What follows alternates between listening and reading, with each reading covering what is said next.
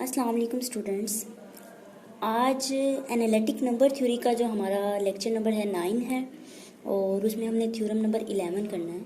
Theorem number 11 है हमारे पास, if n is odd then हमने क्या शो करना है, a प्लस बी डिवाइड करता है a raise n plus b raise n। ठीक है, ये हमने प्रूव करना है।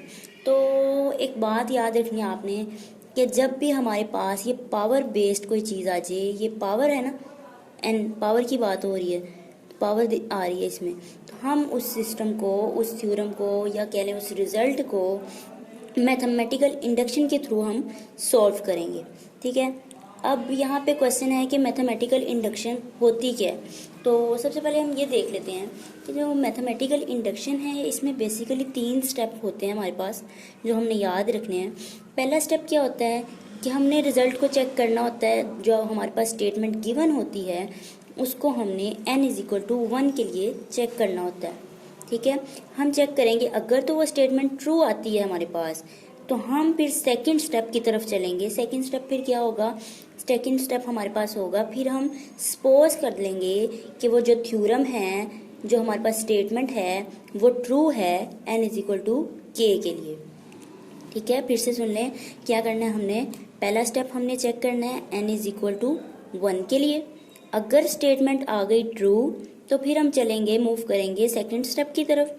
अब सेकंड स्टेप क्या होगा हमारे पास, सेकंड स्टेप हमारे पास हमने सपोज कर लेना है कि जो हमारे पास स्टेटमेंट है वो n = k के लिए भी ट्रू है।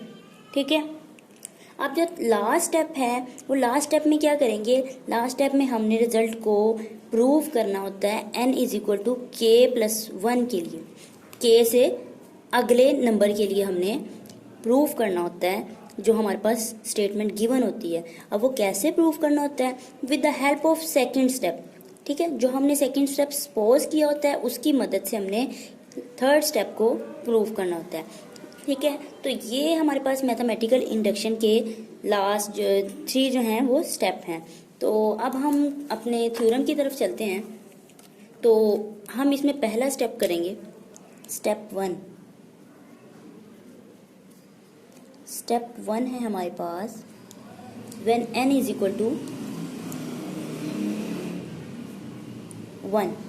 ठीक है, अब 1 किस में पुट करना है, जो हमारे पास ये स्टेटमेंट गिवन है।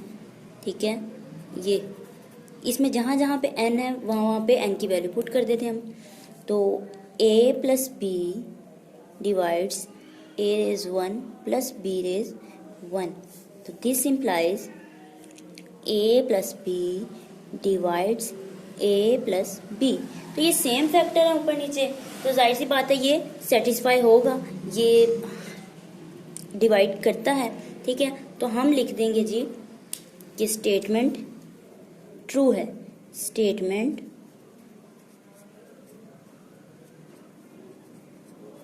Is true. अब हम मूव करते हैं अपने सेकेंड स्टेप की तरफ। पहले स्टेप के लिए क्या था, n = 1 और स्टेटमेंट आ गई ट्रू। तो अब हम करेंगे स्टेप नंबर 2।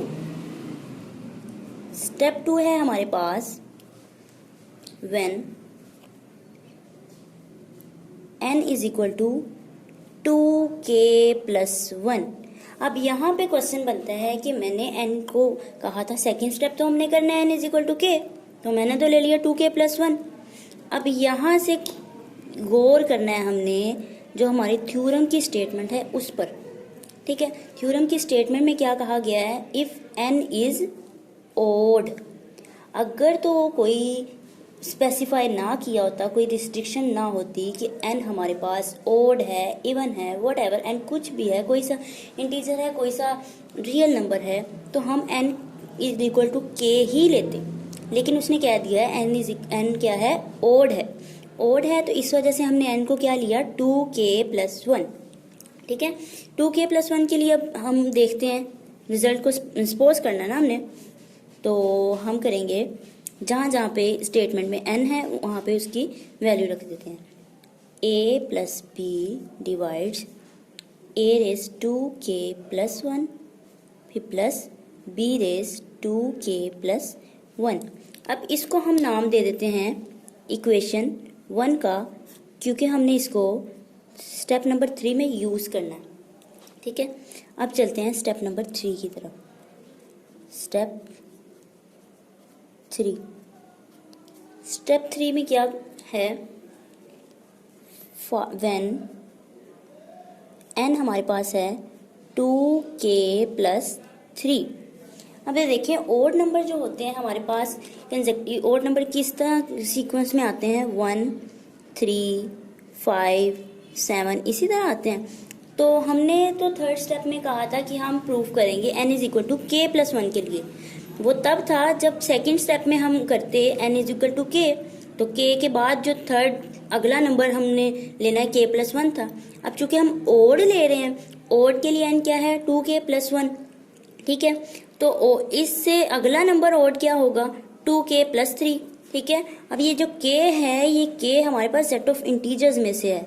ठीक है, तो अब हमने थर्ड स्टेप में क्या ले लिया, n जब हमारे पास है 2k+1। तो अब हम देखते हैं a+b divides a⁻²k+3 plus b⁻²k+3। ठीक है, अब देखिए हम कंसीडर करते हैं, इस फैक्टर को लेते हैं और एक्सपैंड करते हैं। हम कैसे करते हैं, देखिए कंसीडर किया हमने, कंसीडर, नेक्स्ट चलते हैं हम पेज पे। हमारे पास था ये फैक्टर a⁻² प्लस b⁻²k+3, इसको हमने एक्सपैंड करना है। ठीक है, तो क्या हम इसको इस तरह से लिख सकते हैं, a⁻²k+1 फिर a²। ठीक है, बेसिस सेम है तो पावर्स को ऐड जब कर लेंगे तो फिर वही फॉर्म बन जाएगी। सिमिलरली b को भी इसी तरह ही हम करते हैं, b⁻²k+1 इंटू b²।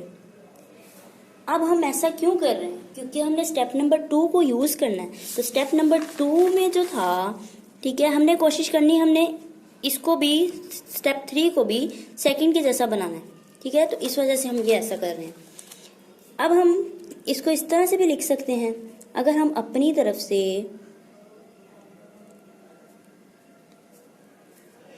ऐड और सब्ट्रैक्ट कर दें, a⁻²k+1 इंटू b² को सब्ट्रैक्ट भी किया खुद से और ऐड भी कर दिया, तो इससे कोई फर्क नहीं पड़ेगा।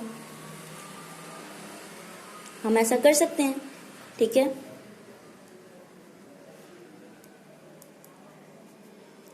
ठीक है, अब हम देख रहे हैं कि इनमें से ये फैक्टर कॉमन आ रहा है। ठीक है, तो कॉमन ले लेते हैं हम, a⁻²k+1 कॉमन आ गया, तो बाकी क्या रह गया, a² माइनस b²। ठीक है, अब जी यहाँ से देखा जाए तो यहाँ से b² कॉमन आ रहा है। ठीक है, तो b² कॉमन ले लेते हैं हम, b² आ गया कॉमन, तो अंदर क्या रह गया, ये a⁻²k+1 प्लस b⁻²k+1 ये रह गया। अब यहाँ पे हम एक लाइन लगाते हैं और हम देखते हैं कि a² माइनस b² को हम इस तरह से लिख सकते हैं। इसका फॉर्मूला ओपन कर देते हैं, a+b इंटू a-b। ठीक है, अब ये तो स्टेप 1 में हम प्रूफ करके आए हैं, ट्रू करके आए हैं स्टेटमेंट को स्टेप 1 में। ठीक है, कि ये तो ट्रू है, तो अब ये वही स्टेप 1 वाला फैक्टर बन गया। ठीक है, तो इसका मतलब हम ये कह सकते हैं कि a+b जो है डिवाइड करता है a² माइनस b² को। ठीक है, क्योंकि ये तो ऑलरेडी प्रूफ कर दिया हुआ है हमने। ठीक है, और दिस इम्प्लाइज, इसका मतलब हुआ कि अगर ये इसको डिवाइड कर रहा है तो इस पूरे फैक्टर को भी डिवाइड करेगा। ठीक है, तो हम a⁻²k+1 into a² minus b²। ठीक है, और ये तो ऑलरेडी हमने स्टेप 2 में देख लिया, यूजिंग स्टेप 2। ये तो हमने ऑलरेडी स्टेप 2 में सपोज किया था, मान लिया था कि a रेज 2k + 1 के लिए क्या है, ये स्टेटमेंट ट्रू है। तो यूजिंग बाय स्टेप 2 तो हम ये कह सकते हैं कि हमारे पास जो है ये क्या कर रहा है, सॉरी ये देखते हैं, ठीक है, a + b जो है वो डिवाइड कर रहा है a raise 2k + 1 plus b raise 2k + 1 को। अगर तो ये इस फैक्टर को डिवाइड इसको डिवाइड कर रहा है तो इस पूरे को भी डिवाइड करेगा, ठीक है। दिस इम्प्लाइज a + b, इसके साथ कोई भी चीज़ मल्टीप्लाई कर दी जाए तो ये उसको भी डिवाइड करेगा। 2k + 1 plus b raise 2k + 1। इन दोनों से हमने क्या रिजल्ट निकाला, अगर a + b, ये जो a रेज हमारे पास है 2k + 3, b रेज 2k + 3, ये इसको भी डिवाइड कर रहा है, इसको भी कर रहा है, तो दोनों के सम को भी करेगा। तो लिहाजा हम कह सकते हैं 10 जो हमारे पास है, हम कह सकते हैं जो a + b है डिवाइड करेगा इन दोनों के सम को भी। a raise 2k + 1 into a² - b², फिर plus b² 2k + 1 plus b raise 2k + 1। अगर a + b इसको भी डिवाइड करता है और a + b इसको भी डिवाइड करता है तो जाहिर सी बात है कि इन दोनों के सम को भी डिवाइड करेगा, ठीक है। तो इसकी जगह हम ये भी लिख सकते हैं, इसी से हमने एक्सपैंड किया था इसको, और a + b डिवाइड कर रहा है a raise 2k + 3 plus b raise 2k + 3। तो ये अब हमने क्या किया, हमने स्टेप 2 को यूज करते हुए स्टेप 3 को प्रूव कर दिया। हम कहेंगे hence it is proved by principle of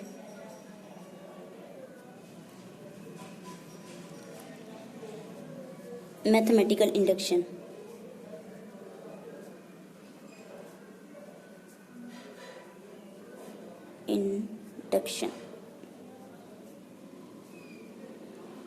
तो ये था आज का हमारा लेक्चर नंबर 9।